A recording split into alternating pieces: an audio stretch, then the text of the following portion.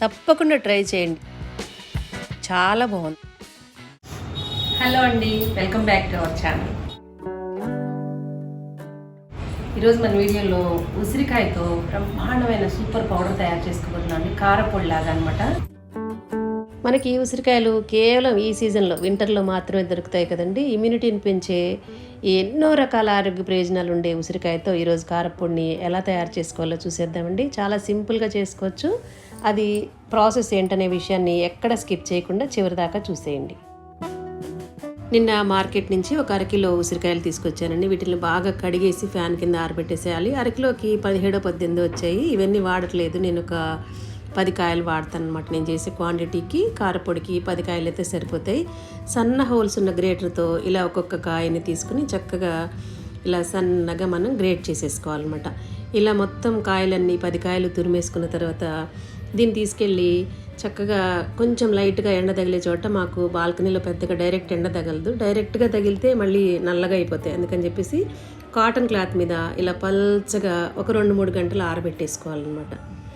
ఈ తర్వాత మనం అవి ఆరుతూ ఉన్నప్పుడు మనం స్టవ్ మీద ఒక మూకుడు బాండి పెట్టేసుకొని కొంచెం ఒక 2 టేబుల్ స్పూన్స్ ఆయిల్ వేసేసుకొని ఆ 10 కాయలకి ఒక బౌల్ నిండా శనగపప్పు, ఒక బౌల్ నిండా నల్ల మినప్పప్పు అనమాట. పొట్టు మినప్పప్పు ఉంటుంది కదా, అదైతే భలే టేస్ట్ ఉంటుందండి. మామూలు గుళ్ళ మినప్పప్పుకి దీనికి చాలా తేడా ఉంటుందన్నమాట. అలాగే కొంచెం సేపు అవి ఒక 2 మినిట్స్ వేగిన తర్వాత అదే బౌల్ నిండా ఫుల్గా ధనియాలు వేసేసుకుని ఒక టేబుల్ స్పూన్లో సగం మెంతులు వేసేసుకోవాలన్నమాట.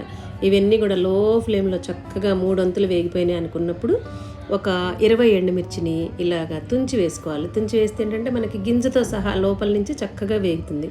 ఒక పెద్ద టేబుల్ స్పూన్ నిండా జీలకర్ర కూడా వేసేసుకొని తర్వాత అదే కప్పుతో కప్పు నిండా కరివేపాకు. క్వాంటిటీ ఏముందండి, కరివేపాకు మనకి ఎంత కావాలో అంత వేసుకోవచ్చు. నేను ఊరికి చెప్పటానికని చెప్పేసి ఆ బౌల్తో చూపిస్తుంది అనమాట.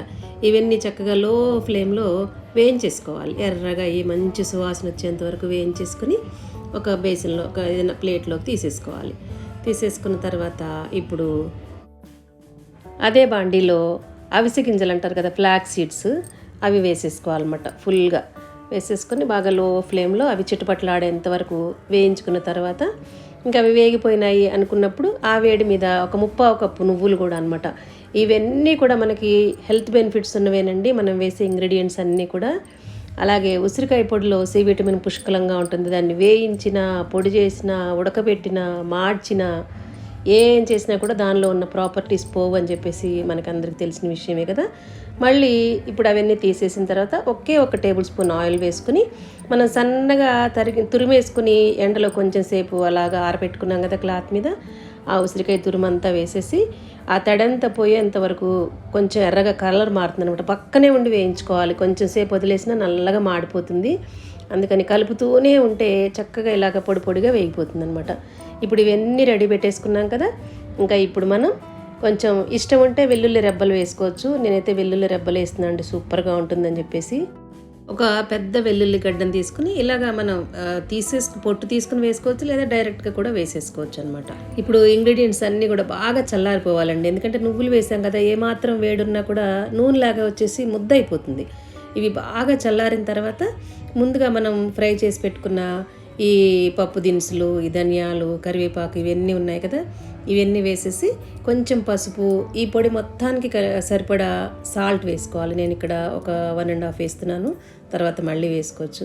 ఇవన్నీ కూడా బాగా కొంచెం గ్రైండ్ చేసుకున్న తర్వాతే ఉసిరికాయ పొడి వేసుకోవాలన్నమాట. ఇప్పుడు కొంచెం ఇలా గ్రైండ్ అయింది కదా, ఇంకొకసారి పెట్టేసి అప్పుడు ఉసిరికాయ పొడి అంతా కూడా వేసేసి ఒక్కసారి అలా తిప్పేస్తే మన ఉసిరికాయ కారపొడి రెడీ అండి.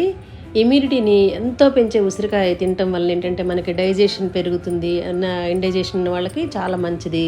అలాగే జుట్టుకి అండి, జుట్టు నుంచి కాలి వేరు గోలు దాకా కూడా చాలా మంచిదన్నమాట. జుట్టు ఊడకుండా ఉంటుంది, జుట్టు గ్లోగా ఉంటుంది, స్కిన్ గ్లోగా ఉంటుందంట. మనం ఎప్పుడు కూడా యవ్వనంగా కనిపిస్తామంట, ఎంత ఏజ్ వచ్చినా కూడా చాలా యంగ్గా కనిపిస్తూ ఉంటామంట. ముఖ్యంగా దానికోసమైనా ఉసిరికాయ పచ్చడి కానీ, ఉసిరికాయ ఇలా పొడి కానీ చేసుకుంటూ తినాలన్నమాట. ఈ పొడి చక్కగా అన్నంలో వేసుకోవచ్చు, ఇడ్లీల్లో వేసుకోవచ్చు, ఉప్మాల్లో వేసుకోవచ్చు, అన్నిటికీ కూడా చాలా చాలా బాగుంటుందండి, చాలా మంచిది కదా. ఈ ఉసిరికాయలు నవంబర్, డిసెంబర్ నుంచి మొదలయ్యి మార్చ్, ఏప్రిల్ వరకు ఉంటాయి అనమాట. మాఘమాసం, పాల్గొన మాసం దాకా ఉంటాయి. అందుకని మీరు కూడా ఒక్కసారి ఉసిరికాయలు తెచ్చి చూసుకోండి. ఇది 1 year దాకా నిల్వ ఉంటుందండి ఈ కారపొడి. చక్కగా ఒకసారి చేసి పెట్టేసుకుంటే మనకి సంవత్సరం అంతా కూడా ఈ పొడిని చక్కగా అన్నిట్లోని వేసుకుని తినచ్చు. ఉసిరికాయతో మనం ఏ రెసిపీస్ చేసుకున్నా సరే, ఉసిరికాయ పచ్చడి కానీ ఇలా పొడి కానీ ఏదైనా సరే, ఉసిరికాయ తొక్కు మన ఛానల్లో చాలా రకాల ఉసిరికాయ రెసిపీస్ ఉన్నాయండి. ఇలా వేడి అన్నంలో మొదటి ముద్దలో కనుక ఇలా కొంచెం వేసుకు తింటే ఆ ప్రయోజనాలు మనకి చాలా బాగుంటాయి అన్నమాట. కొంచెం ఇలా వేడి అన్నంలో నెయ్యి వేసుకుని తింటే సూపర్గా ఉంటుందండి. తప్పకుండా ట్రై చేయండి, చాలా బాగుంటుందన్నమాట ఈ పొడి.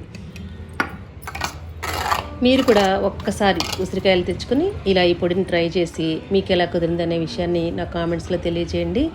అందరూ ఆరోగ్యంగా ఉండాలి, అందులో మనం ఉండాలన్నమాట. ఇలాంటి మంచి రెసిపీస్ కోసం, మంచి కంటెంట్ ఉన్న వీడియోస్ కోసం మన ఛానల్ని వెంటనే సబ్స్క్రైబ్ చేసుకోండి.